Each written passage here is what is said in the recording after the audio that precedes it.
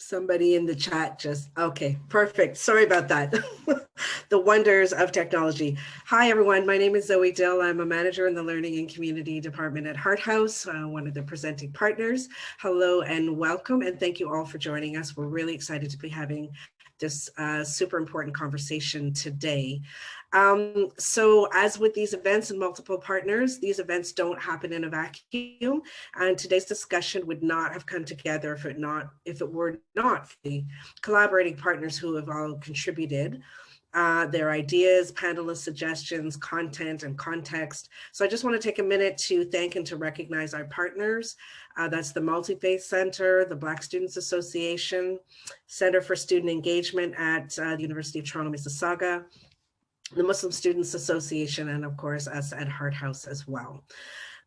So Hart House is presenting this event as part of its robust Black Futures programming, and we'll have some slides if they're not showing right now. They will be showing later on of some upcoming events that we have as part of our Black Futures Month.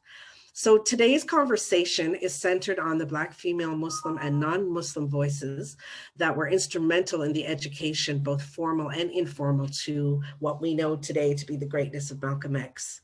We often don't look at how he became who he was, and today's conversation will show how critical the female voice was to his legacy. I think I'm probably vastly oversimplifying that, and the panelists will dig much deeper into it, but just to give you the broad context of today's discussion. There will be a Q&A following this discussion. We'll put up some slides about that, how you can participate in that. But for now, I just want to turn it over to a quick poll question, if I could.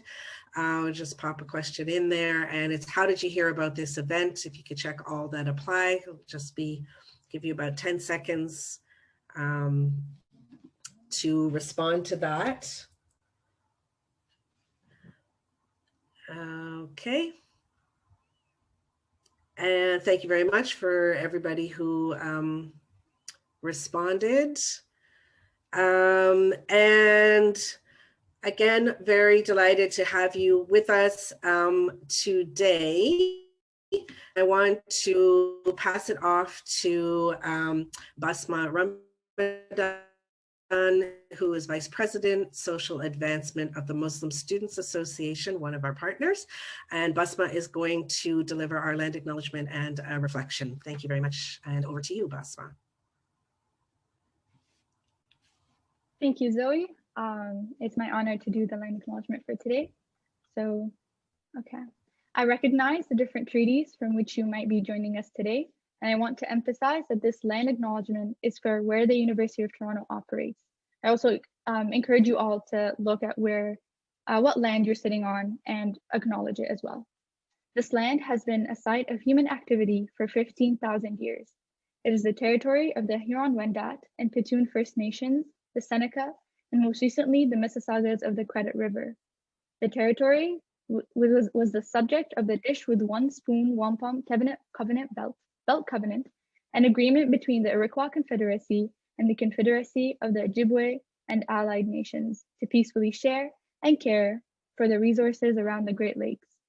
Today, the meeting place of Toronto is still the home to many Indigenous people from across Turtle Island, and we're grateful to have the opportunity to work and gather in the community on this territory. The legacy of this meeting place should inform our course, especially how we think about anti-oppression and allyship.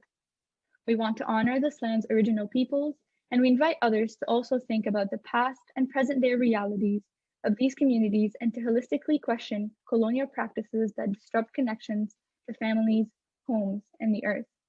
As Muslims residing on this land, we need to acknowledge that we continuously benefit from the colonial injustices. It is our duty as Muslims to learn, address ongoing injustices, and stand in solidarity with the oppressed and marginalized. Allah says, "O believers, stand firm for Allah and bear true testimony. Do not let the hatred of a people lead you to injustice. Be just, that is closer to righteousness, and be mindful of Allah. Surely Allah is all aware of what you do." Furthermore, recognizing the colonial history this university is built upon, it is vital for different communities in this space to center ideas of responsibility, reciprocity, and resilience in our work and be accountable to the treaty relationships we are bound to. Thank you. I will now take the opportunity to introduce our moderator for today. I have the great pleasure of introducing Haban Ali. Haban recently graduated as a valedictorian from University of Toronto, Mississauga. She completed a double major in biology and environmental sciences and is currently completing a master's in global health at McMaster University. She's passionate about removing systemic barriers for marginalized and vulnerable youth community building, and health equity. Currently, Haban is an intern at Mars Discovery District, where she is working towards not in education, employment, or training, and EET, youth employment opportunities. As a member of the Prime Minister's Youth Council, Haban was actively involved in the creation of Canada's first national youth policy and the development of Canada's Service Corps. Haban, the floor is yours. Thank you so much, Basma, for that reflective land acknowledgement and reminding us of our rights as Muslims. I would like the panelists to please turn on their cameras now. I would like to thank everyone for joining us today. I'm just going to take some time to introduce the panelists and the event right now. So firstly, we have Rania Al-Mugammad joining us. She's a Sudanese artist, anti-oppression consultant, and a liberation educator based in Toronto. Rania's artistic and community work is deeply rooted in Black liberation. Rania is a published writer, award-winning organizer, speaker, arts educator, and a multidisciplinary performer. Thank you so much for joining us, Rania. We also have Ikram Jama. Ikram is a good friend, a Rhodes Scholar, who is currently completing a double major in criminology and socio-legal studies and international relations with a minor in African studies at Victoria College. She is the two-term president of the Arts and Science Students Union, where she advocates on behalf of over 27,000 students. A current mentor for Somali youth and a previous fellow at the Mosaic Institute, she is passionate about amplifying marginalized and underrepresented community voices. We're so lucky to have you with us, Ikram. And last but not least, we have Mustafa. Mustafa Briggs is a graduate of Arabic and International Relations from the University of Westminster, whose dissertation focused on Arabic literature and literacy in West Africa. Mustafa started a Master's of Arts in Translation at SOAS, the University of London, with a specialization in Arabic and Islamic texts before going on to Al-Azhar University in Cairo, Egypt, where he's currently doing another degree in Islamic Studies in Arabic. He is a scholar, educator, and he's illustrated the experiences of Black Muslims in Islam and Islam in America beautifully. Thank you so much for joining us, Mustafa. This dialogue will seek to explore the voices situated at the crossroads of gender, race, faith, and activism. Malcolm X was an influential, and still is, an influential Black Muslim for his activism and contributions to America's civil rights movement and Islam. The teachings, knowledge, and experiences of many Black Muslim women shaped the life of Brother Malcolm. Often the contributions of Muslim women to progress and social change is undervalued and ignored. In this dialogue today, we want to explore how Black Muslim women are silenced through misogyny, Islamophobia, and anti-Black racism. Furthermore, we want to also explore the current realities and the future of Black advocacy, social justice, in our communities. The first question is directed towards the entire panel. The dialogue today is titled, She's Malcolm X. When you received the invite to this event and you read the title, what did that mean to you? And we'll start off with Rania. Thank you, Haban. I think for me, to be honest, reading the autobiography of Malcolm X was one of those kind of transformative moments in my life, and it allowed me to connect my experience as I'm Sudanese and I immigrated to Canada, and so my experience as like a Black Muslim in a space that really felt like wasn't for me, to like a long history of Black resistance and struggle of Muslim scholarship and activism. So to me, I think I always feel a bit nostalgic. I also feel quite critical. The older that I get, I also feel quite less attached to specific icons and more attached to their sort of dedication to doing the work, that it allows me to engage with the work of Malcolm X critically, honestly, and without feeling like I need to ignore things that perhaps I would not be the choices that I would want to see in the world today, and still really see that as part of the legacy that I get to build on and benefit from tremendously. that balance of inspiration and the critical analysis of the work is very important. So thank you for that. Ikran, what does it mean to you? Well, when I first saw the title, I looked at obviously Malcolm X, and I thought of his advocacy work and his fight for equitable justice. But then I also started to think of his identity, and I think what is so amazing is it's not just the fact that he's Black, but he's also a Muslim. But then importantly, he is also a man, and he was able. I could not imagine to have that extra layer there, to be a Muslim and to still fight for these kinds of equitable fights and these kinds of social justice movements, and the fight for the fight to end anti-Black racism. Just to be a Muslim, what does that mean in that time frame, especially during his moment? And then you start to think, well, you know, Black Muslim women today are also taking up that fight, taking up the same characteristics and qualities and quotes from Malcolm X. And then there's that extra layer. There's that ability, there's that transition, that movement of now recognizing the work that Black Muslim women have done as well. So you start to recognize, especially when I was in school, we would look up to heroes like Malcolm X. We would look up to these male heroes, and I would look up to Malcolm X as a Muslim hero as well, to relate to him on that kind of level, and start to wonder, well, where are the Black Muslim women in this narrative as well? Because it's not like Black Muslim women weren't doing anything.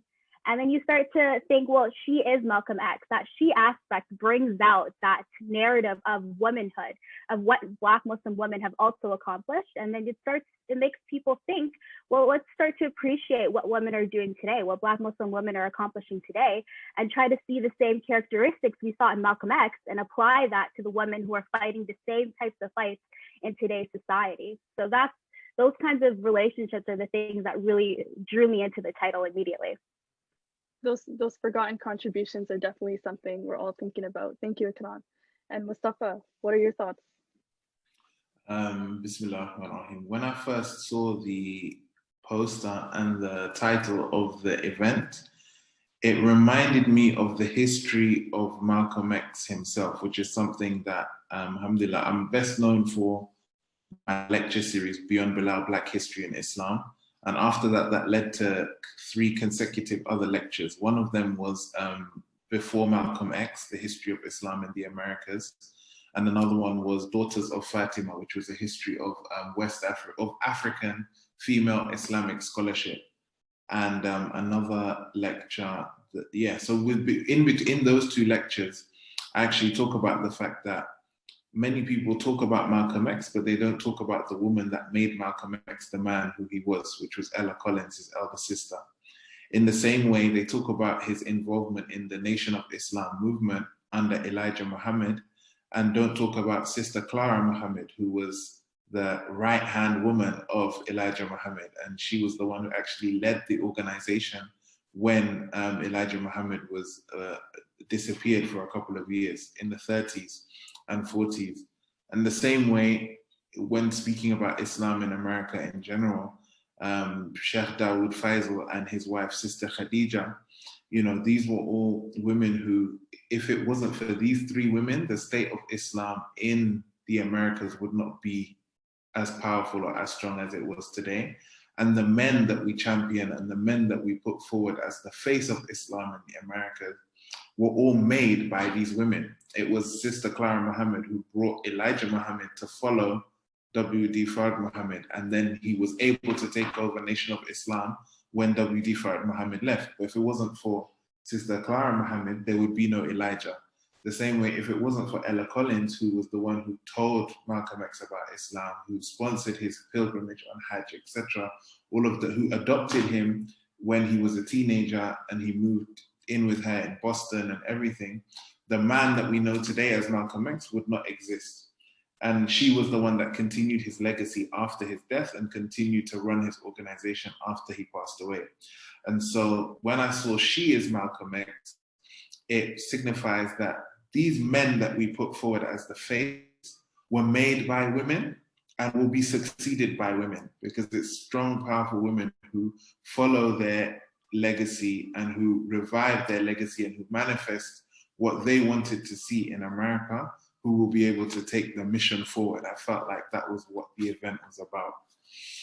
Yeah. No, thank you so much for sharing your perspective. And that's definitely one angle we do want to take with the event. And I'm looking forward to digging deeper into that concept with you later on. So thank you so much for illuminating that history, because I think that's, at least I didn't know that history. So I'm happy to learn about that with you. For our first question actually goes to Rania. So Rania, you're an artist, a liberation educator, anti-oppression consultant, a performer, a speaker, and a writer. You embody creativity in many different ways. You cringe, so sorry if I gave you a title that maybe you don't use anymore. But I really wanted to talk and ask you about the tradition of Black women scholarship in Islam and in other spaces. What is the history and the realities of the pursuit of knowledge amongst our communities, especially when it comes to women? Thank you for that, Habon. And I always cringe when people are like reading my bio. It just fills me with imposter syndrome. It's got nothing to do with you. You're doing beautifully. I think, so for me, I can only really speak to the experiences of someone in my context, and only that's limited. So because I sort of was raised in this context and consciousness of like a Black feminist understanding, and really thinking of intersectionality not only as this thing that is naming our experiences, but as a radical practice, and that naming the locations from which we speak is part of that, building on that legacy of scholarship. So I really want to be, cognizant of the fact that I'm here as immigrant settler. And I'm not here as an arrivant, as someone who's a descendant of enslaved Africans brought to the Americas vis-a-vis the transatlantic slave trade. I want to talk about something also that I think Besma did a really beautiful job in that land acknowledgement. And I want to remind us that not all Muslims benefit from colonialism in that way. And in fact, the first Muslims on this land are enslaved Black people, many of whom were Muslim. And so the history of Islam on this land is a long history of resistance to injustice and a long history of scholarship. I want to sort of start to think about what scholarship looks like, right? I think it's really wonderful that in Muslim communities and in Black Muslim communities, there are in fact lots of really remarkable academic thinkers and scholars who are Black Muslim women, right? I think, Ikran is part of that tradition now as our resident Rhodes Scholar, but also when we think of, educators and religious scholars, even like, Dr. Amina Wadud, or we think of like people working in science, right? We think of Black Muslim women's scholarship exists in those spheres, but I want to look at scholarship in different ways. I want to think about what makes a scholar. And for me, that comes to somebody who studies, right? Who's critical in their thinking, who builds on the knowledge of people who came before them, somebody who's a keeper of knowledge. And when I think about that, I often think about the women who sort of go unnamed, made invisible, forgotten, whose names we never even knew. And that's the scholarship that really intrigues me. If you've been to any of sort of my performances or my workshops, you will see that I talk about my grandmother quite a lot, Haboba, who is my paternal grandmother. So my paternal grandmother is one of these people who is, mashallah, quietly moving, or was, mashallah, quietly moving, may Allah rest her soul. She's been probably the most influential person in terms of like forming my political consciousness and like my politics, despite the fact that she wouldn't say she's a political person, right? And for my grandmother, her compulsion towards justice is entirely faith-based. And for me, that was like exactly like where I started, right? And where that continues to be my anchor. So I'm looking at that sort of space of like, Allah is a God who loves justice is how I was brought up, right? And it is our job to work towards that justice, that it's not, for us to be saved constantly. Yes, Allah is merciful, but we have to take responsibility for our lives, right? And we have a responsibility to hand our children futures that they can survive and thrive in and be the best versions of themselves possible, even from a spiritual place. So for me, being a Muslim woman and being in active resistance and being a scholar are kind of all intrinsically linked together. And then I see sort of the labor that we don't, in my work, I call it transformative justice. In my work, I call it mutual aid. And my grandmother calls it doing what must be done, right? She doesn't call it mutual aid. She sees that there there's a conflict in a family, an instance of family violence in community, she's going down there. She's not saying I'm an abolitionist and I don't believe in the police, but she's saying, hold up, we can take care of these people, right? So she's going down there, she's making sure people are safe, she's making sure people have food, she's intervening in ways that are hardly ever documented, hardly ever thought of as generative when it comes to theory, but they keep the world ticking, right? And she always did that in a way that is not about, look at what I'm doing and reward me for it, right? She was very happy to do it quietly and to do it for no other reason than she knew it was the right thing to do. So I really sort of understood that a lot of what we see, the visible part of the iceberg when it comes to scholarship, right? Underneath all of that is the labor of Black Muslim women. And that to me looks like who's at home watching the babies while somebody's writing their dissertation. That is enabled by the labor of Black Muslim women. I also want to look at like the kinds of, I'll give you a small example. So probably a lot of people know my work through like my presence on social media, and like it's all a lie. It's not a lie, it's a curated version of someone's life. So don't get caught up in that. Life is a lot more messy than what it might look like on Instagram. However, I'm used to dealing with a lot of critique and a lot of intense feelings from people. I remember, 4 years ago, I went to write during Ramadan. I made a status. It was the beginning of Ramadan. And I said, listen, if you're a man, particularly if you're a Black Muslim man, I want to talk to you about something during Ramadan. Y'all are sleeping till like noon, most of you that I grew up with, right? Ramadan is the time you enjoy because somebody's holding up the world around you, right? You get to go and be at the masjid and focus on your spiritual practice and come back and sleep till noon because someone else is waking up to make suhoor, someone else is caring for babies, someone else is in the kitchen all day cooking while they're fasting. So I started to talk about this idea of labor and like justice in labor. And I mean, I'm used to like getting dragged for all kinds of things. And I really saw how like just such an intense line of demarcation in our community where all of these women were like, yep, that is my mother every single day in Ramadan growing up. That's me right now. That's me and all the aunties, And so I started to like ask this question, like, how do we bridge this? How do we have this conversation? And how do we create a space so that I want to hear what's in my auntie's head. I know she's excellent at making sambusa. She is. And like, I don't quit doing that, please. I love it. But I would also like to see, what she thinks about what our freedom might look like. I'd like to understand how she feels about Islamophobia, because as a visibly Muslim, Black Muslim woman in this country, she's the #1 recipient of it, right? So I want to understand what her experiences look like. And so for me, I want to see more space for the voices of Black Muslim women. And I want to see more space for emerging voices of Black Muslim women. So when I think about Black Muslim women scholarship, I think of art, storytelling. Yeah. I think about the lessons we learn, like our aunties, our grandparents, they're excellent at telling stories and passing on that knowledge in that way. So I want to just challenge us to expand what we think of as scholarship. No, thank you. Thank you so much for that. Because when you talk about the long history of resistance, and you briefly touched on that, even on this land that we're on, and then your late grandmother, may Allah have mercy on her soul. And I know she lives on through you all in some way, through what she's taught you clearly, and the division of labor and behind the scenes and all of the work that goes on so that our communities can experience progress is often like the labor that women do. So that's a really interesting point that you brought up. So I want to touch on that a little bit more in terms of kinship and just the relation you brought up to your grandma. What do we celebrate about our communities and relationships and what we learn through how we are connected to each other? I think we celebrate the ways that we show up for each other. I always come back to this idea of like, Ubuntu, I am because we are, right? So this idea of collectiveness, which to me is inherently the single, I even think of it as an idea of an ummah, right? Like a network of people that you are connected to through either intergenerational, immediate, or spiritual kinship ties, right?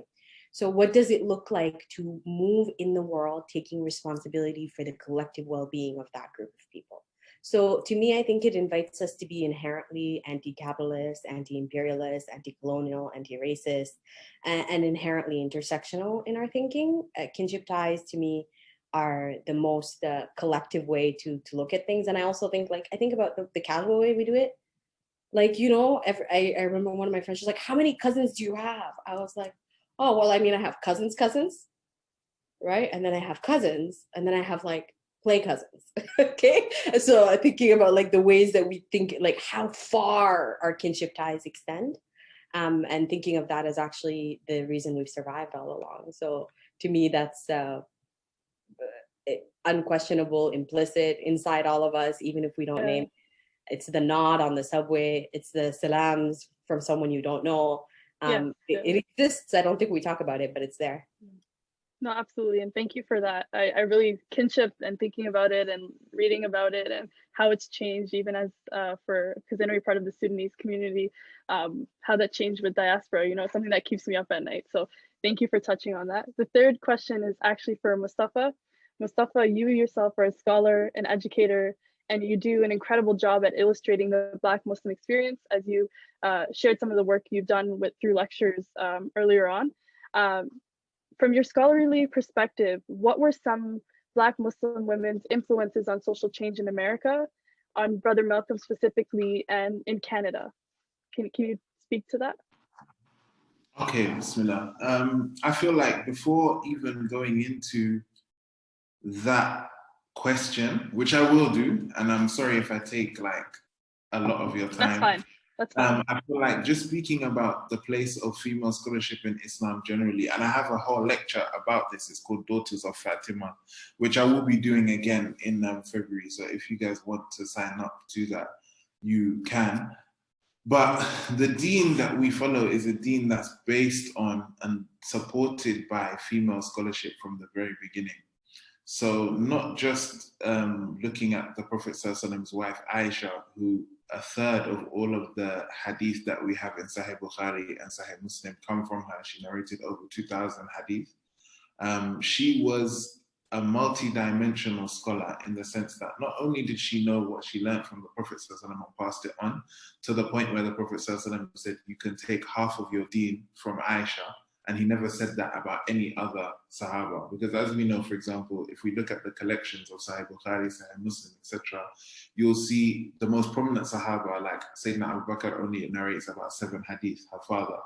We see other Sahaba that narrate 10, 20, 30, 40, but she's gone into 2,000 hadith, which means that collectively her knowledge encompasses the knowledge of most of the males in her time.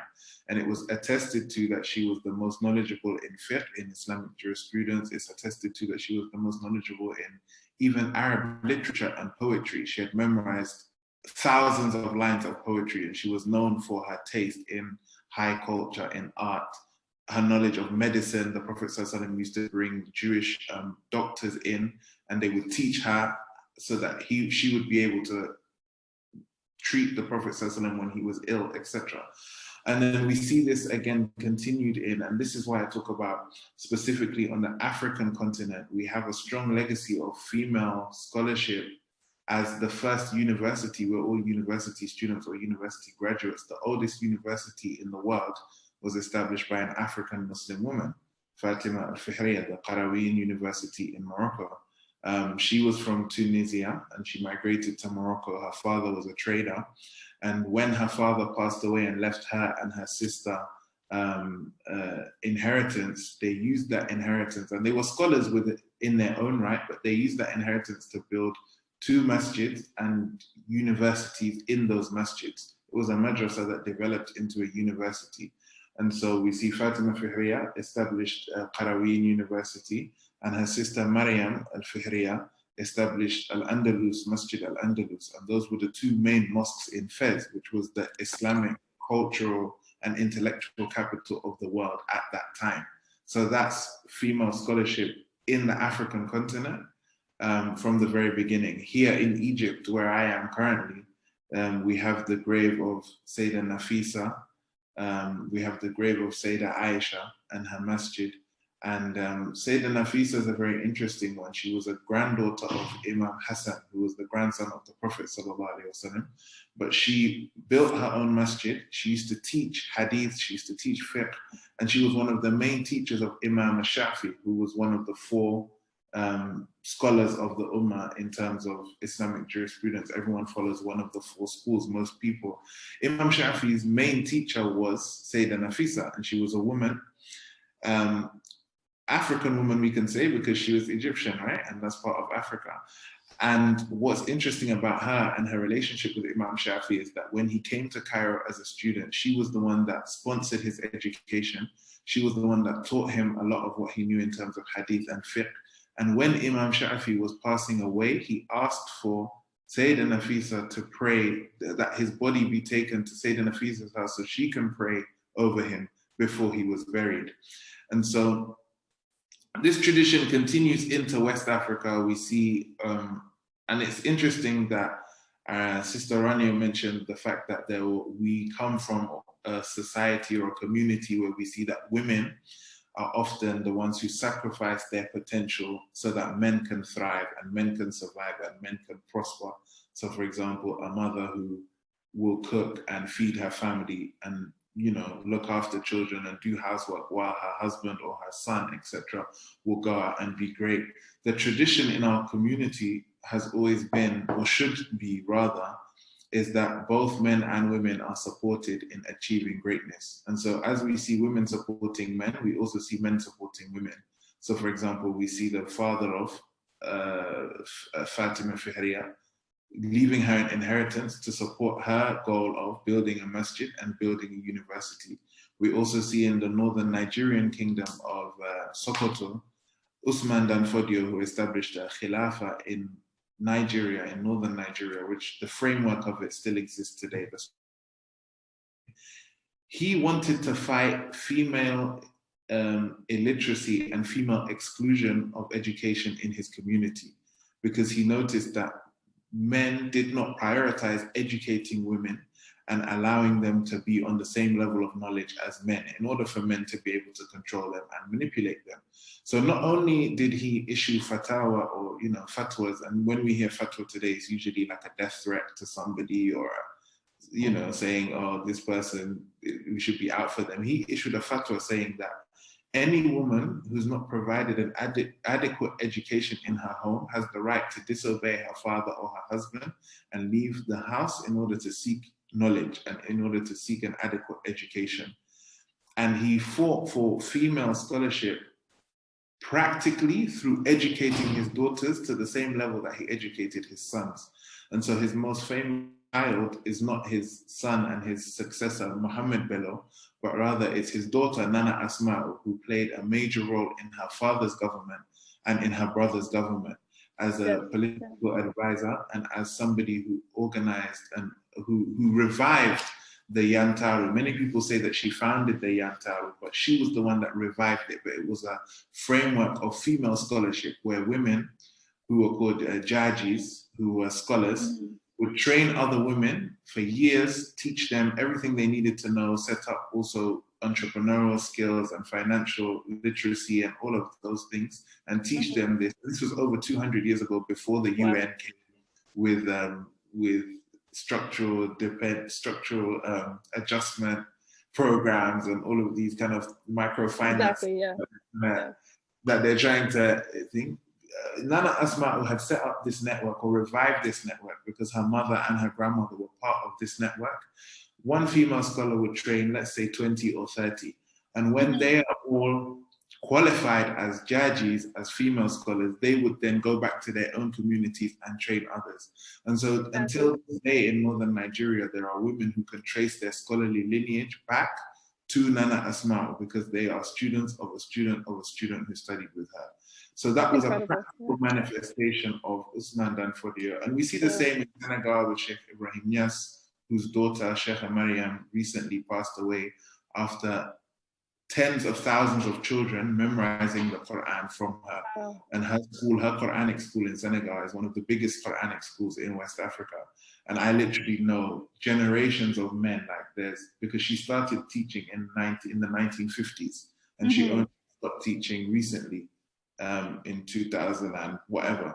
But there are generations of men, for example, like I've met a 60-year-old man who memorized the Quran from Sheikh Mariam and taught in her school until he retired. And she has over 30 sisters from the same father, who are all memorizers of the Quran, who are all scholars, and who all do the same things in their own community. And I talk about this more in my lecture. So just to say that as a backdrop, to say that, as Rania mentioned earlier, a lot of the African American community and the community we see in North America, Canada, and the USA, are descendants of West African Muslims. And these are West African Muslims who come from these communities where female scholarship is championed.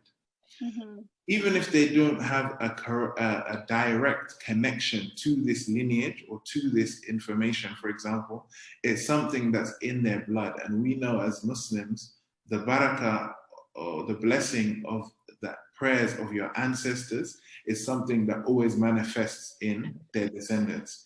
If we look at the Quran, we see Nabi Ibrahim, when he establishes the foundation of the Kaaba with his son Ismail, he says, Allahumma, make us Muslims submitting to you, وَمِن ذُرِّيَّتِنَا أُمَّةً مُسْلِمَةً لَكَ. And from our descendants, bring about a nation, a Muslim nation, that worships you and submits to you. That's in one surah, I think that's Surah Baqarah. In another surah, in Surah Ibrahim, we see him say to Allah, I have left my family in a valley without vegetation, in an empty valley with no resources. So Ya Allah, make the hearts of mankind,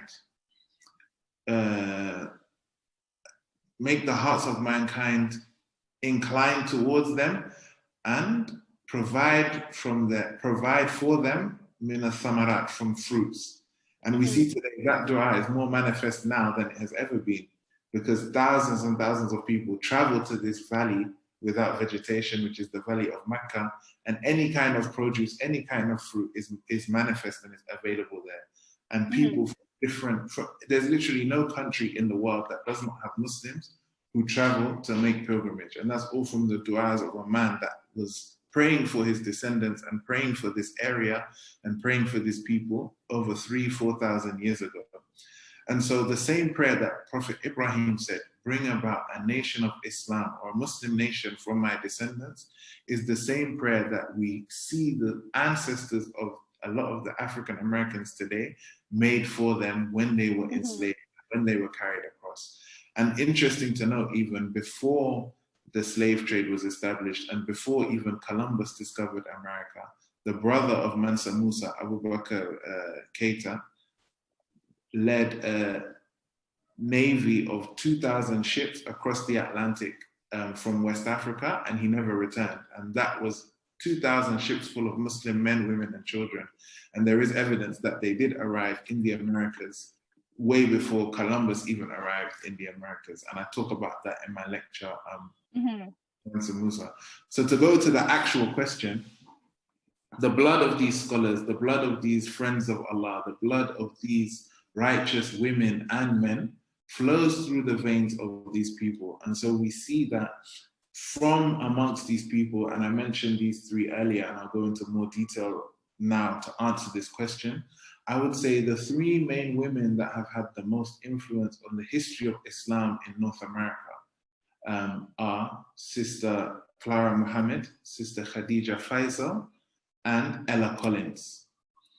Because at the time after the slave trade ended and a lot of people's religious practice had been distorted and taken away from them, the traditional religions that they were practicing in West Africa were lost to them through the structure of the African American slave trade. We start to see the word Islam, the word Muslims, and the words Allah and Muhammad come back to the vocabulary of African Americans. And this is before the laws are changed which allow Muslim immigrants to migrate to North America in the 30s, 40s, 50s, because these movements start in the early 1900s, in the 20s, etc. And then we start to see Muslim immigrants coming in and reinforcing Islam. But they already find a community that are inclined to Islam or practice Islam already. And so many people talk about, for example, the Nation of Islam and the Moorish Science Temple and all of these kind of movements. But there was an Orthodox Sunni movement that started in the 20s in New York. And it was established by a man called Sheikh Dawood Faisal. He was an immigrant from Trinidad. He was a musician. Him and his wife were some of the most prominent members of the Harlem Renaissance era African-American cultural explosion that was happening at that time. And when they converted to Islam, they turned their house into a masjid. And that was one of the first, if not the first, Islamic center in New York City. And him and his wife were co-partners in this institution. So his wife, Sister Khadija, established a Muslim women's cultural society where she would travel across America, educating women about Islam. And they were Sunni Muslims before the Nation of Islam was even popularly established in America. And so we see then that the beginning of the practice of Sunni Islam is linked to an African woman or a Black woman, as she was one of the founding members of one of the earliest masajid, and through them, thousands of people converted to Islam because they were the forerunners of the Darul Islam community and of many of the other communities. So for example, my wife comes from a community, the Muslims of America, that was established by people who were members of the Darul Islam community, who were members of who were students of Sheikh Dawood Faisal originally. And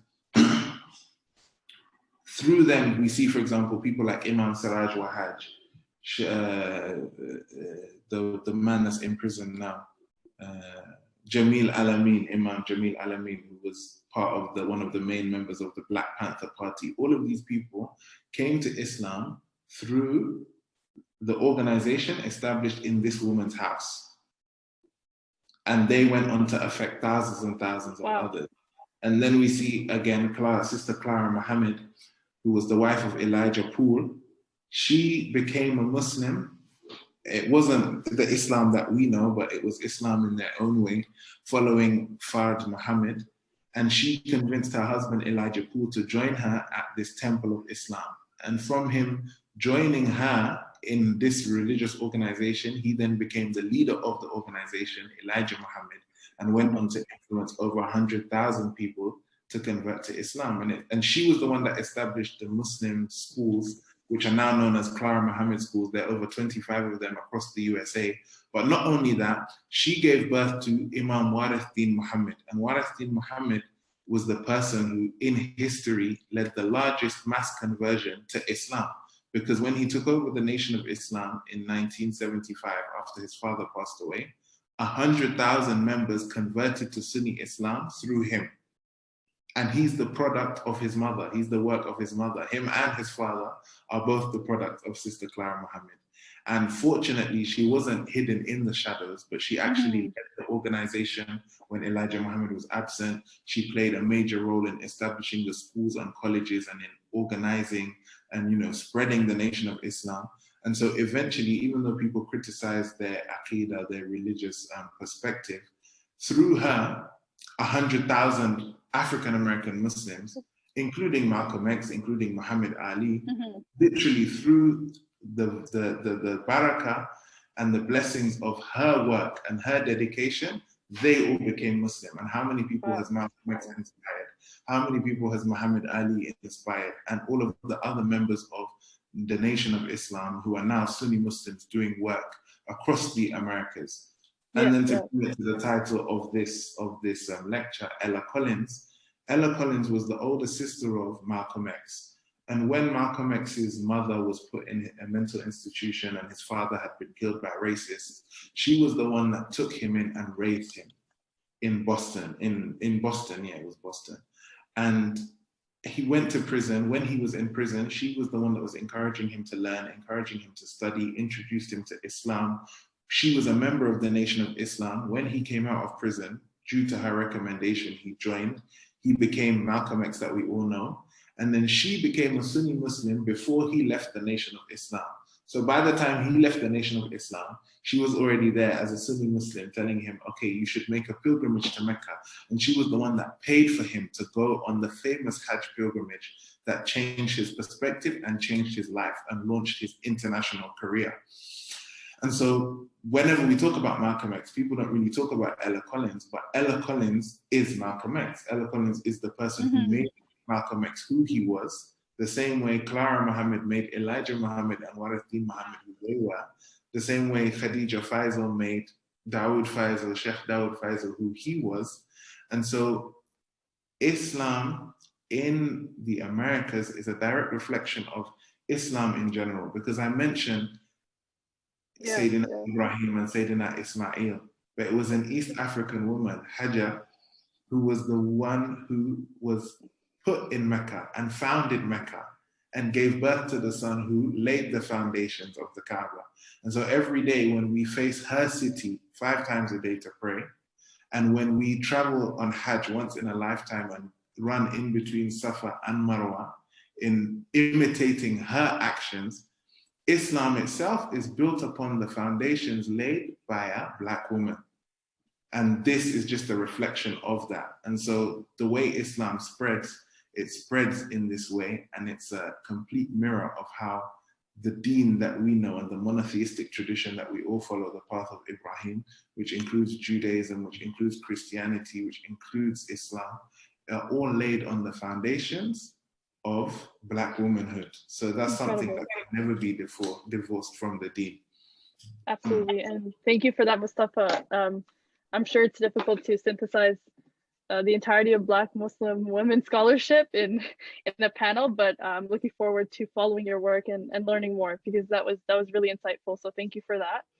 Our fourth question actually goes to Ikram, and you can feel free to reflect on anything that was said, because there was a lot said today. What do the influences and the contributions of Black Muslim women, whether it's scholarship or in general, mean to you? And how have they impacted the social and political movements you see across the country and the world today? Thank you, Haval. That's a really good question. Yeah, I've been really learning from everyone today on the panel. I'm just so admired by everyone. So thank you so much for all of your insightful contributions. So I started to think of, when you ask the question, I immediately think of how the histories and contributions of Black Muslim women have actually served as the backbone for my own life. And so when I think of histories, I think of maternal figures, and I think of ancestors and how they have actually crafted not just their communities, but really brought up their families. And I think it was Mustafa who talked about sacrifices and the sacrifices that Black Muslim women have had to make. And although there's this traditional understanding of men and women supporting one another, what I have seen through my life is the continued sacrifices of our Black Muslim women and those who we look up to. And I think it was Rani who was talking about her grandmother as well. And I think of the courage and the resilience necessary to not only travel across borders, but to travel across oceans, and to endure social and political and economic heartache. And even in our present day, I think of our mothers and our grandmothers and all of those people who stay home to raise their families, or who hustle multiple different jobs and are still working to make an effort to ensure that their children and their households remain safe and are able to succeed. And so I think of these types of influences and contributions as the foundation for the rest of us to succeed, and to ensure that future generations are able to grow up in a world that is absent of the same heartaches that those before us experienced. And so I think of the contributions, and not just the contributions, but how Black Muslim women have adopted the exact same strength and resiliency of our generations before to contribute to social changes. And I can think of so many different examples of how these have contributed to social and political movements as well. And I think of movements not just right here in the city, but I think of movements across the country and across the world. And so, for example, I think of the case of Abdurrahman Abdi in Ottawa, who was murdered by Ottawa police. And unfortunately, his murderers were acquitted. And I think of, what happened in the immediate aftermath of that, and who was able to take up that charge and to start and spark a movement and to talk about his story and ensure that that story wasn't silenced. And I think to the Black Muslim women who are able to start that dialogue, who are able to push for that kind of change and to create some sort of movement around that. And I also think of crying mothers right here in Toronto, mothers who organized here to talk about the violence that has occurred in their communities, and their sons who have lost their lives, and not just their sons, but the sons of others within our communities as well. And I think of scholarship. I think of Ala Abdi, who writes about migration, who writes about the challenges of refugees and immigrants, works that I look to and I look up to and I use in my own academic areas as well. And then I think of my classroom. I think of Black Muslim women just wearing a hijab, sitting in a class, being Black, being Muslim, being a woman, having the ability to speak your mind, having that power to say what you want to say comes from that strength and resiliency from those before us. And so I think of these kinds of generational aspects, how we're able to adapt to moving and changing environments, and where that all came from. It came from those before us. And I think that when we think of Black Muslim women and we think of the power and the kind of strength that they have, the organizing to advocacy, these conversations, what really strikes me is that, not enough attention is drawn not just to them, but, just the admiration that we need to have, the respect that we need to have for women, not just in scholarship, not just in the public eye, but as Randy was talking about, women who are just at home as well, women who are supporting their families, women who are doing things and they don't necessarily see themselves as heroes, but they are heroes. And truly, both understandings of contributions to social and political change and movements are absolutely necessary and inspirational. Very well said, Ikon. And I think you underscored the hidden labor that we're hearing from all panelists here today, but also you touch on some of the violence we're experiencing here in the city, and this is a heavy week for a lot of people. So I do want to acknowledge that and the role that women play in keeping us moving and not allowing us to suffer at the hands of injustice. It's really incredibly inspiring. And you also talked about the scholarship of Hawa Abdi, and I look forward to following your journey of scholarship and reading your papers in the future and to see everything that you do in the coming years. And you talked about representation in the classroom, and you really touched on that generational aspect. And we did discuss in depth, perhaps not as much as we wanted to, but the contributions of the past. But I do want to touch on the future, and I want to touch on youth. And as a young, visibly Muslim Black woman, what experiences do you think are unique to youth, and what are some challenges and opportunities that we are coming up against? Mm-hmm. It's another really, really great question. And the first thing, I have three things that come to mind. The first thing that comes to mind is this word that is opportunity. When our parents came here, they were told that they have the opportunity to raise a family, to create a wonderful life, to remain safe and to prosper. And so we as youth are told that we have the exact same opportunities to move forward and do much more. And although this is a beautiful sentiment, and it is in many ways true, we do have that ability to navigate, for example, the education system, to go into post-secondary. Our parents, my parents in particular, of course, there's that language barrier, that inability to actually pursue these types of educations. And I'm sure it's similar for a lot of other Black Muslim youth as well. Like there is that challenge there, but I feel like when we talk about opportunity and we talk about what it can bring, we forget to talk about the kinds of pressures this puts on Black Muslim youth in particular, and in particular, women, Black Muslim youth, because I feel like women are being held at a higher kind of bar than our sons. We are the role models. We are expected to succeed. We're expected to go out. We're expected to be the perfect person that came out of an immigrant refugee family. And that is exhausting and mentally draining. And I can tell you that from experience. I'm also the oldest of 7 children. It is draining. But at the same time, you need to we learn how to balance this. And, we balance these pressures. We balance, not just these pressures, but our own identity, what it means to be walking into a space wearing a hijab, what it means to be a first generation anything, what it means to be Black, what it means to be a woman, to speak your mind in classrooms, to trying to gain these opportunities. And recognizing that, you do have this ability to accomplish something. You do have this opportunity there in front of you, and pushing past barriers. So there's this kind of dilemma that we have, this balancing of opportunity and balancing of pressures, right? So that is just a constant thing that I'm always aware of. And it is unique to Black Muslim youth experiences in particular. Another thing that comes to mind is gun violence, not just gun violence, but issues with the law, issues with enforcement. All of that comes to mind, in particular communities that are really hard hit. I can't tell you how many people within our communities are our youth who have lost their lives in the aftermath of that, and what it means for community. It breaks communities, and it creates periods of mourning and hurt. And this is unique to the youth experience because you start to look at those who you've grown up with and you start to think, you know, this is supposed to be a country where people are supposed to prosper and succeed. And that's not happening within our own communities. So while our communities are hurting, at the same time, they are rebuilding, they're coming together in the aftermath, they're creating, they're organizing. So again, I think what you're going to find out is a lot of what I'm saying has this kind of balance effect. We have the breaking of the community and we have the community coming together. But I think gun violence in particular is something that is very, very unique to the youth experience. It is a struggle that we have here. So in a way, we can relate to certain struggles that generations before us had also experienced. Struggle in general is a common theme here. And finally, social media. Social media, I think that's a funny answer, but what I mean by social media is that, you know, we as a younger generation, Black Muslim youth, what I've noticed is organization happens through social media a lot of the times, which is beautiful. We have this platform to speak, but also we also need to be so aware of who we are on these channels. We are still racialized, we are still minorities. So saying anything could cause somebody to reply with hateful views, comments, bringing us down as a whole group as well. Black Muslim youth have, especially women, are afraid to speak their mind, you know, and that is not something that is acceptable within the society. It is unique to our perspectives.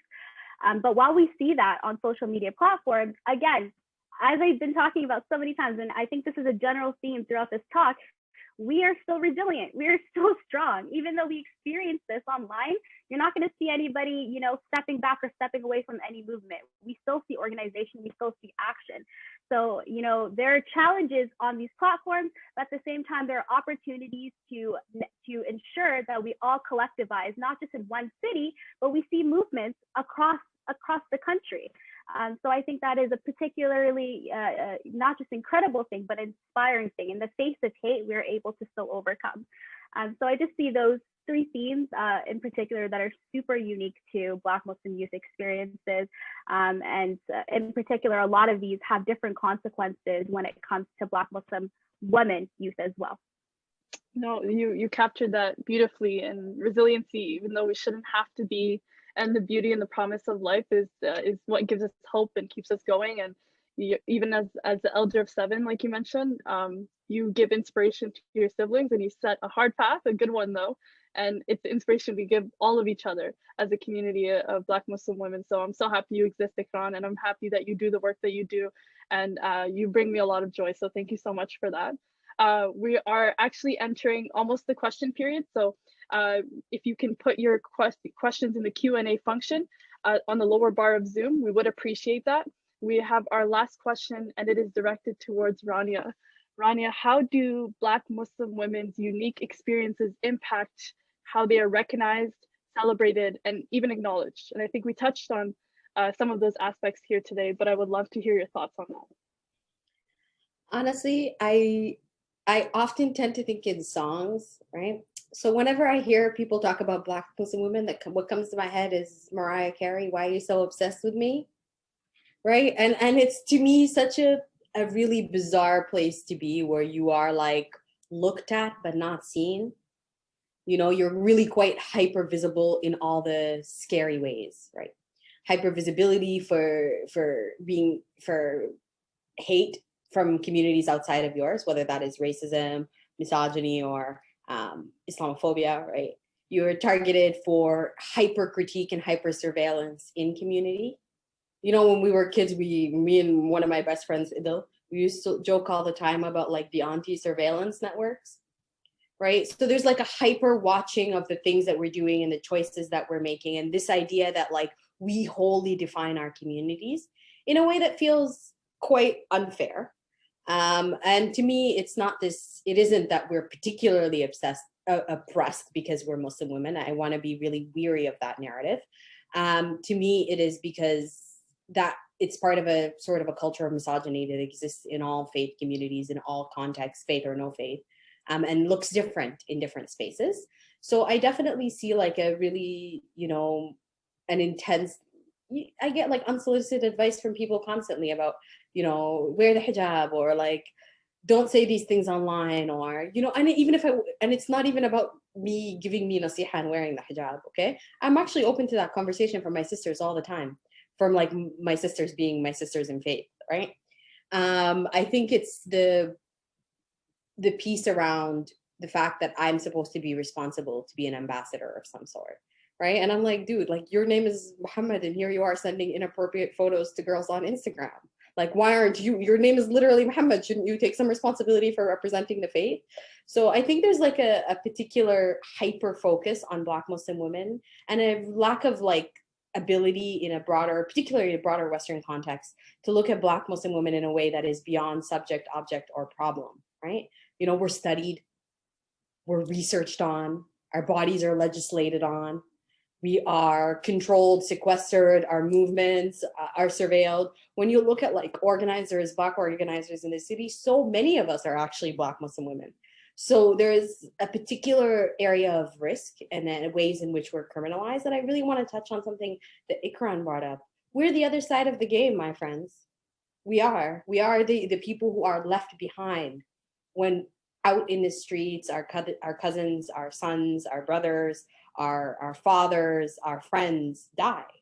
We are left with that grief, right? So there's a generation of us that I think at this moment is just taking blows, taking hits and just absorbing so much trauma and not having a second to process it, because the reality is the material realities of our lives are unsurvivable.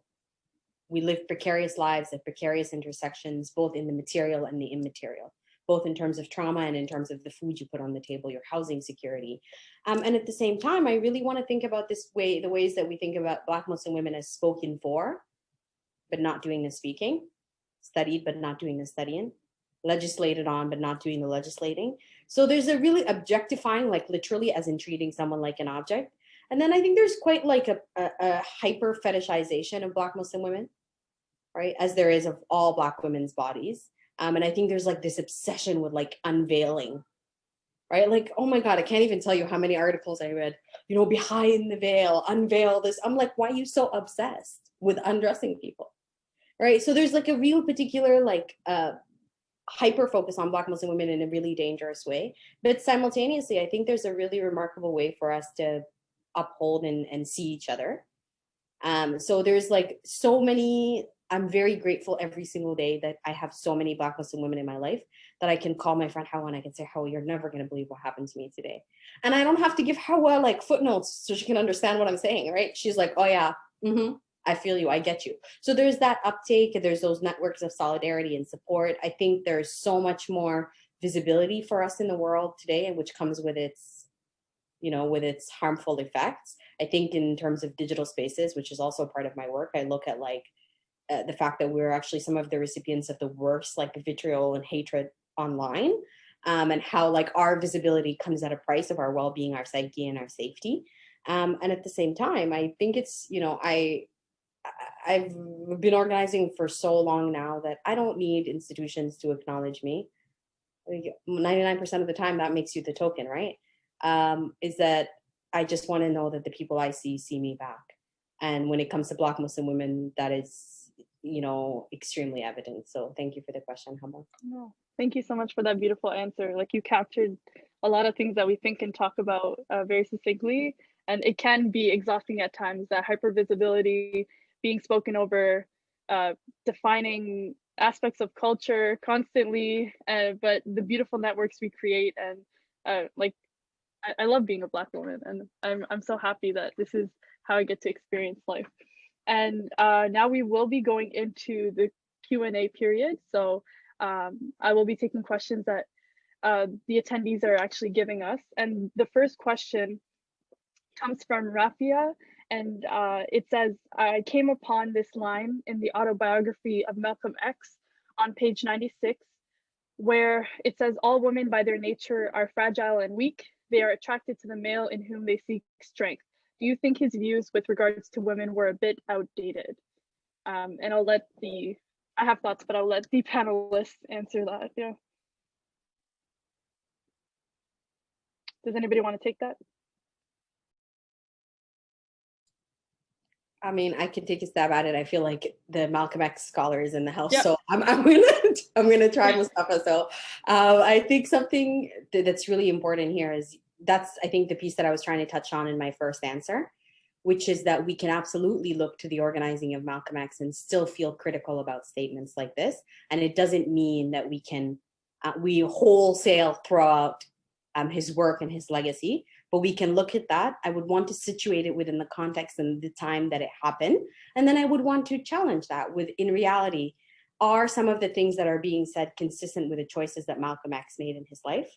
Are they consistent with the reality of his life? Those are all questions that I would ask. Absolutely, I think it's outdated, but I frankly think that that's a view that's held by much of the world right now, right? So I don't know if outdated is particularly the right word, but I definitely think there is, even in our organizing movements at this moment, even in our radical spaces at this moment, we certainly see that attitude, whether implicitly or explicitly. So to me, I think that's an ongoing challenge. And the fact that we hear it from Malcolm X is disappointing, but it's not particularly disappointing. That was the attitude and is the attitude for many people we consider to be scholars and organizers and activists. Thank you for that, Rania. Does anyone else want to add to that before we move on to the second question? Other than I wholeheartedly agree, and I think it is important to remain critical, even of people that we look up to as well. And I think that's a really, really beautiful point in the sense that outdated might not be the term, because this is something that is still held in a lot of our communities as well. It's this power structure and an imbalance between men and women and the roles that men and women need to play, not just in society, but even as small as within our homes. So again, we were talking a lot about what it means to say something, to say anything, speak your mind as a Black Muslim woman. And it's ideas like this that might constrain us, but at the same time, it does not say that, you know, it has nothing. Black Muslim women are still able to say what they want to say, speak their minds against all odds, against implicit views that might be held, such as that quote that we just read, or explicit views that are shared and directed towards us. And we are still critical and we remain vigilant of such views. So I think that's an excellent point. Thank you, Ikram. And I guess we'll move on to the second question from an anonymous attendee who writes, I was hoping to direct this question to Rania. Do you think that how Black people, and particularly Black Muslims, celebrate Mansa Musa and his wealth and status as not being in service of freedom? I understand that this is in part rooted in histories hidden and stolen from us, but the lack of accounting for capitalistic exploitation seemingly leaves much to be desired, in my opinion. Would love to hear your thoughts. Thank you. It's a big question. I'm gonna just say a few things. I don't know that I can give a fulsome answer and be respectful of all our time. The piece that I want to say here is that this sort of framing of Mansa Musa as the wealthiest man, right, and that being the primary way that we remember, or like historically framed, is actually a pretty Western viewpoint, right? So that may be how we contextualize it this side of the world. That is not necessarily the fulsome history. Simultaneously, my Lord, do I ever have a lot of empathy for Black people everywhere in the world when we want to lean into these narratives of ease and abundance. I understand that. I relate to that tremendously. I can understand that everywhere in the world, Black people are poorest, right? Everywhere in the world, Black people struggle to meet the survival needs that they have in their lives.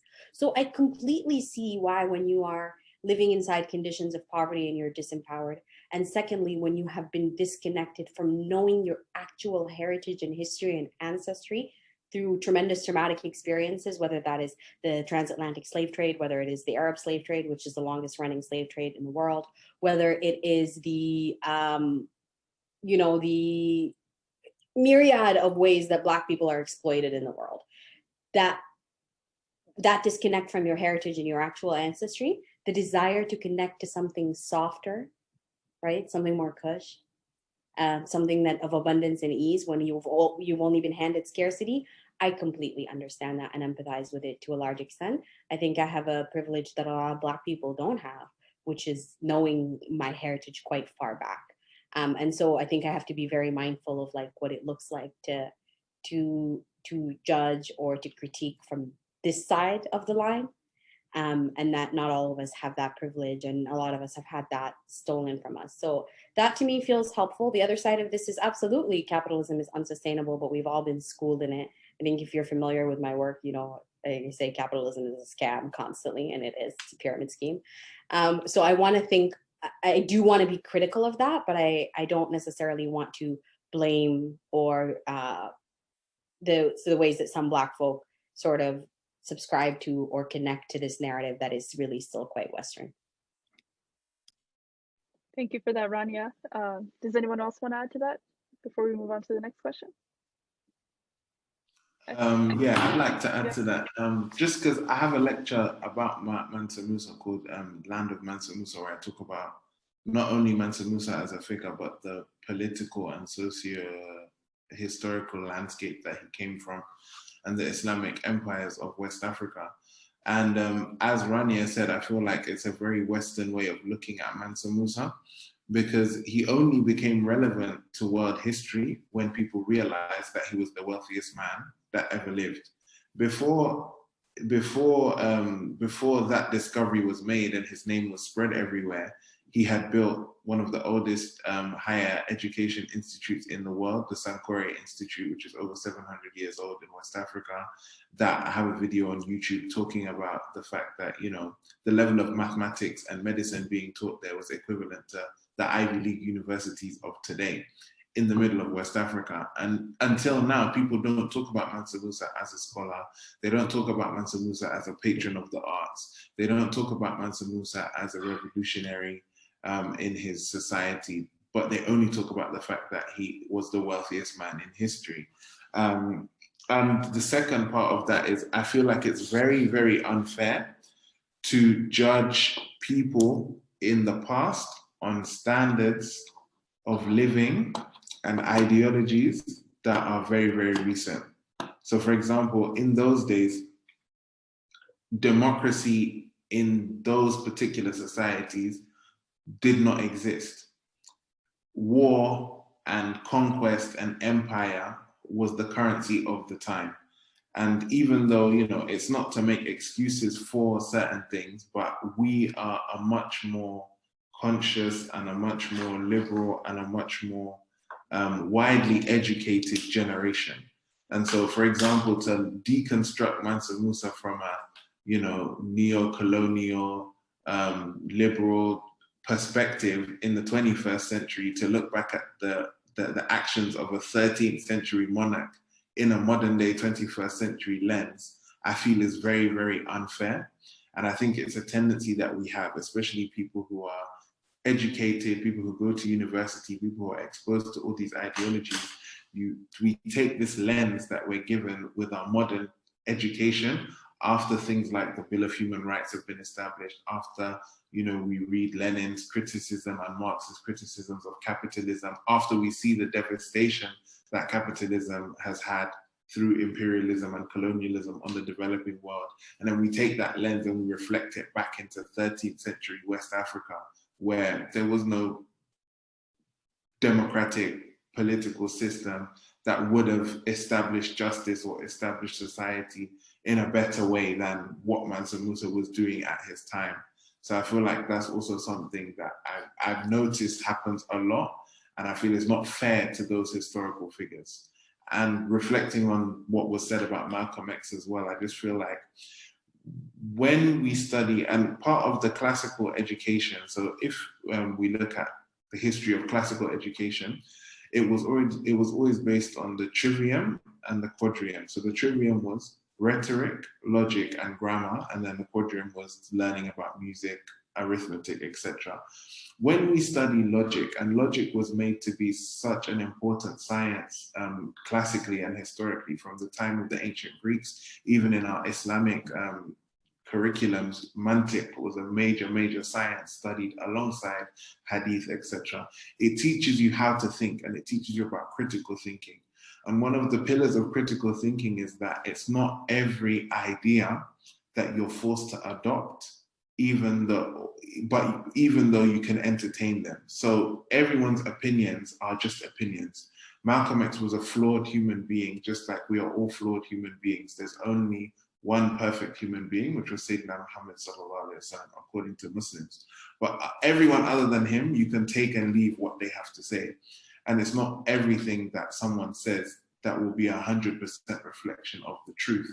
And we have this tendency to idolize historical figures and put them on a pedestal where they can do no wrong. So when we see certain things that are problematic in their works or in their opinions that we don't agree with, it shakes us to the core because we have taken them as some kind of, you know, unlimited authority, which isn't the case for anyone. Human beings, everything that a human being says has to be taken, entertained, and you judge according to your logic and according to your mind what to accept and what to reject. Mm-hmm. Well, thank you for that and your summary on Mansa Musa. I think everyone's gonna be looking to your YouTube channel after where the lectures are after this talk. So I appreciate that. And flawed human beings is a good way to put it. The third question comes from Mina Wasim. It's actually it's a good question. She says, how do you address some of the traumas that come from doing the organizing you do and or the traumas that develop over time due to the distinct challenges that Black Muslim women face? And how does Islam play into your recovery? I don't know who wants to take that on. Go ahead. I'll keep it super brief. But I will also keep it sort of personal, and I don't know how many other people relate to this. But I'm the type of person, if I do experience challenges or trauma, to take time to myself and reflect. And I like the line of how does Islam play into your recovery, because religion is important. Saying a prayer, keeping that in mind as well, and just having faith that things are going to turn out okay, optimism. But you know, it is the challenges that shape us as well. So when you experience something like that, it's pushing forward and doing something about it. In my case, it's not the same for everyone, but it is something that fuels me and helps me continue to do work. And alongside religion, alongside prayers, alongside the du'as and all of the good faiths coming from my family, you feel invincible. And that's a good mindset to sort of have when you want to conquer a world like the world we live in. So that's an excellent question. Thank you. Thank you for that. Yeah. Does anyone else want to answer that one? I'm just going to say really quickly that it's just been an affirmation for me to remember that, like, although I may be getting judged in the world on these impossible standards and like I get pedestaled in ways that are not healthy for me or for other people, right? It's very anchoring to remember that Allah doesn't expect me to be perfect and Allah knows I'm not. So that's actually kind of like a place to come home to, of like, all Allah demands from me is that I strive, right? So and I can do that. I can strive. I can do that every day. And so it's a good anchoring thing, and it's good for my ego. I don't have to have all the answers, nor am I the be all and end all. So it keeps you humble, which is necessary and good for your mental health and the way that you are towards other people. Thank you for that. And then I think we can move on to the fourth question now. It also comes from an anonymous participant that is directed towards Mustafa. So I think they're asking, within this work and in this scholarship, how do you use active listening, and especially when it comes to speaking on issues experienced by Black Muslim women when they are speaking and leading and doing much of the labor? How do you center that in your work? I think you're muted. Yeah, thank you. Sorry. In terms of my personal work, with the lectures that I've developed, I was able to do on-the-ground research interacting with Muslim women who are active in their fields, Black Muslim women who are active with their fields. Unfortunately, most of my work, well, unfortunately for the topic of this conversation, but fortunately overall, was that most of my work takes place in West Africa. So I was able to visit communities that are led by Black Muslim women and interview them and be experienced. And I'm a product of that education system. The woman that taught me, like the reason why I know how to read Arabic and read Quran was I was taught by a woman who was the granddaughter of a famous sheikh, the daughter of a famous imam from Senegal, who are my teachers. And actively, like I used to visit women like Sheikha Mariam Nias, I used to visit women like Safna Khalifa, all the different community leaders and figures, and I was able to meet them firsthand, interview them, hear about their experiences, jot them down, and be able to relay them to others and form connections. So I remember, for example, I was invited to New York University to give a lecture, and the person that spoke before me, Sheikha Aisha Prime, if many of you don't know her, you should go and look for her on YouTube, an amazing Black Muslim female scholar based in New York. And she gave a lecture and she spoke about Sheikha Ruqayya Niass, who was one of the famous West African female scholars. She was an author, she's well-traveled, she taught communities across Nigeria, Ghana, Sierra Leone, Senegal, and the Gambia.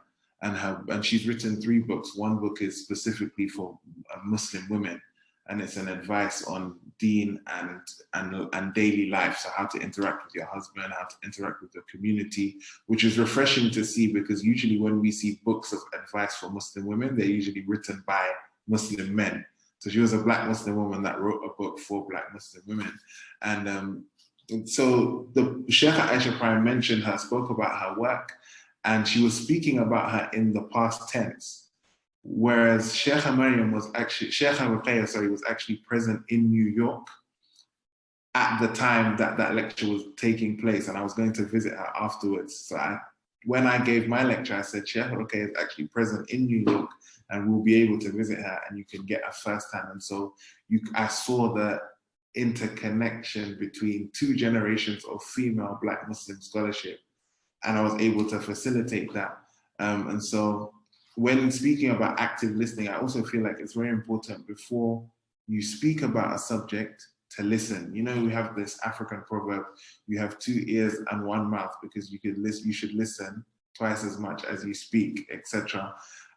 In terms of active listening and engaging, I feel like it's very important to understand people's experiences, understand people's opinions, and understand where people come from and what is important to them, because there are things that can be important to you that you make a priority that are not necessarily the same for other people. And if you're doing community work, and if you're doing work that's meant to push the community forward, you need to see things from their perspective and hear things and hear their narratives from their own mouths.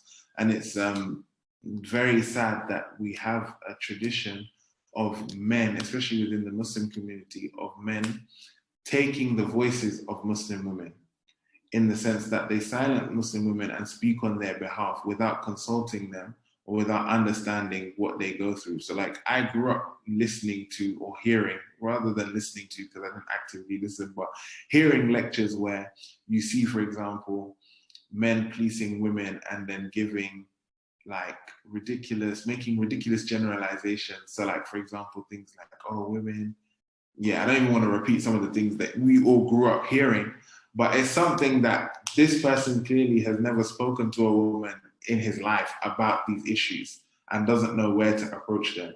And so your job should be, not only as a man speaking from a man's perspective, it shouldn't just be listening, but also enabling those voices to be heard.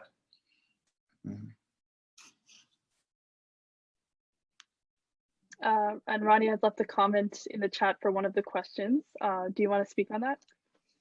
I just want to say, because I know that we may not have time to engage in this, I'll post a thread to my Twitter, because there are people who are substantially better versed in this than I am. Unfortunately, fortunately, my Arabic is better than my English. So most of what I've read surrounding enslavement, the trans-Saharan slave trade, and slavery in the Arab world has been in Arabic, but I know lots of people doing great work, and I'll post a little thread of resources just in the interest of time. Thank you so much. And I think this is our final question, as we have, I think, about 5 minutes to wrap up. How do this person is asking, how do traditional views of responsibility and acceptable scholarship and progress that are adopted by older generation of Muslim Black women limit the current generation of girls, and how should they overcome this over time?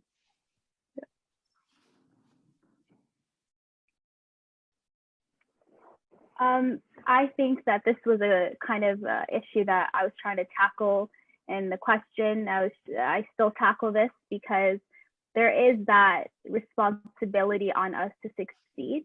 And there's also this unspoken kind of conversation. So while we do respect the struggles of those before us, of course, because without that, we would not be where we are today. There's also this understanding that because of those types of struggles, we today, this younger generation, should still be able to succeed. We are expected to succeed because of these journeys and because of these struggles and because of the continuing struggles that we experience here. And that is a lot to take on, a lot to handle. And I personally know a lot of people who decided to not continue with scholarship or academia, to drop out because it was too much to handle. And let's say you don't succeed in a particular kind of discipline or in a passion that you want to pursue. And then what? Because of the stress, because of the pressures, you don't continue. So I think in the future, because the question is really asking, how do we overcome this over time?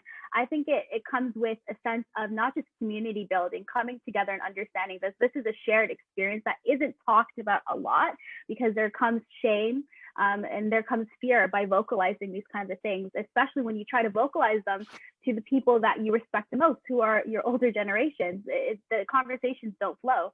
So having this sense of community amongst younger generations, understanding that this is a shared experience, and understanding that perhaps, let's say, scholarship isn't something that you want to pursue, perhaps a specific discipline that your parents tell you to do isn't something that you want to achieve, perhaps a specific profession isn't for you, that's okay.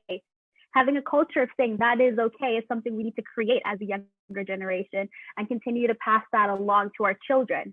So it's not something that ends here, but it is something that continues, and it's something that we need to take up and ensure that younger generations after us, don't have to deal with the exact same stresses as we currently do. So I think that's a really, really great question to continue thinking about.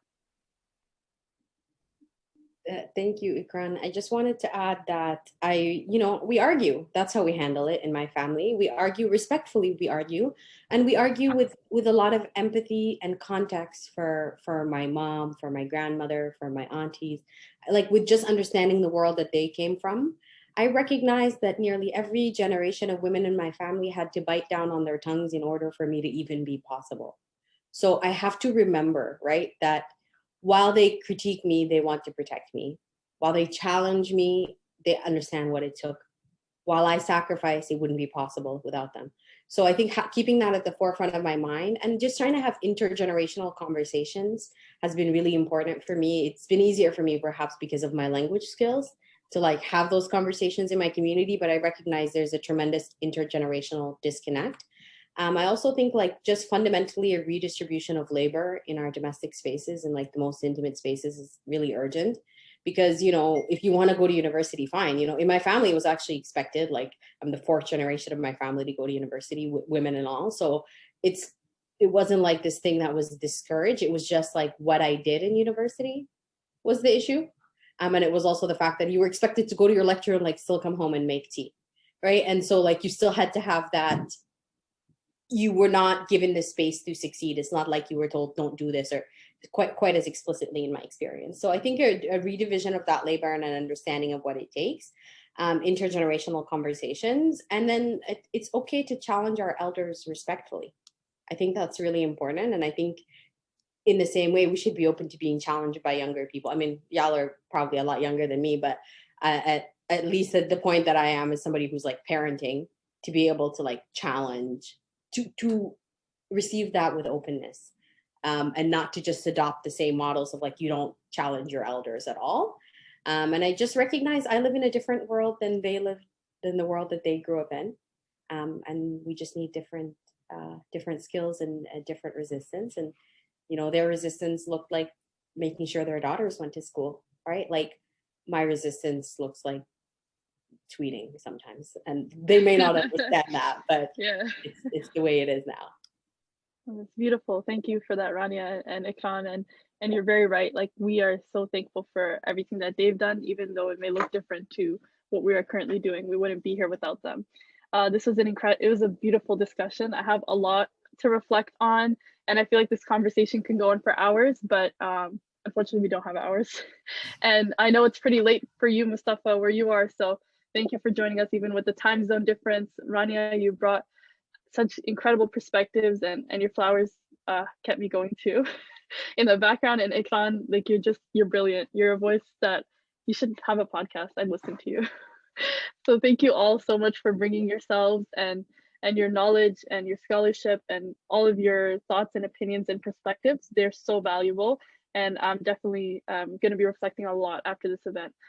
Zoe, is there anything that you wanted to add in terms of Black History Month? Yes, thanks so much, Haban. So just to echo what you said, thank you so much to everybody, Rania, Ikran, and Mustafa, and special thank you to Haban. Great job moderating and keeping this conversation flowing. There was a lot of knowledge dropped here, so I know I've got a lot of things buzzing, got some notes here and so on, things that I want to follow up on. So you'll see in the slides a link to our page, the Hart House page, for other events we have coming up. And if you're interested, you could just go on the utoronto.ca website for a list of many things that are happening all throughout the campus, including some events that I'm sure some of our partners are presenting as well. So once again, I want to thank the Muslim Students Association, the Black Students Association, the Multi-Faith Center, and the Center for Student Engagement at the University of Toronto, Mississauga, for helping to coordinate this event. I have 3 really quick poll questions, so hopefully not everybody has run away. If I could just get you guys to respond to this question. I feel that this webinar was valuable in deepening my knowledge or understanding of Malcolm X. Keep that up for a couple of seconds.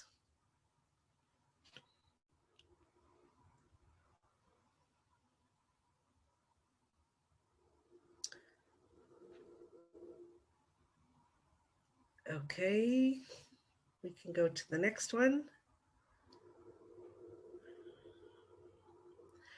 I feel that this webinar was valuable in deepening my knowledge or understanding of feminism.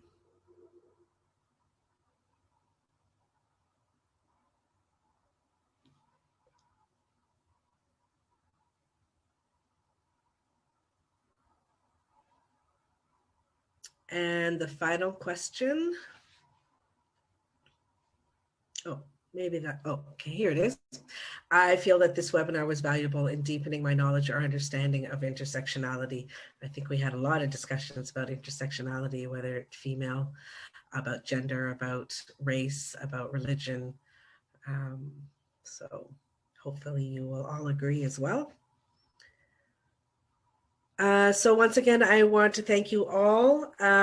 Great job. Thanks again to our panelists, and we wish you a happy Black History Month. And we hope that everybody who has participated goes on. If you haven't read the autobiography of Malcolm X, I would say that's a good place to start. Like I said, a lot of knowledge dropped here. And I'm sure there's a lot of links everybody wants to follow up on. And once again, thanks so much. Have a great evening. Thank you all. Thank you, Haban, for moderating. You did a great job. Thank you so much, Rania. One last question there. I'm so sorry. How satisfied were you with this webinar? That's the most important question. If you take a moment for that, that'll be great. Thank you.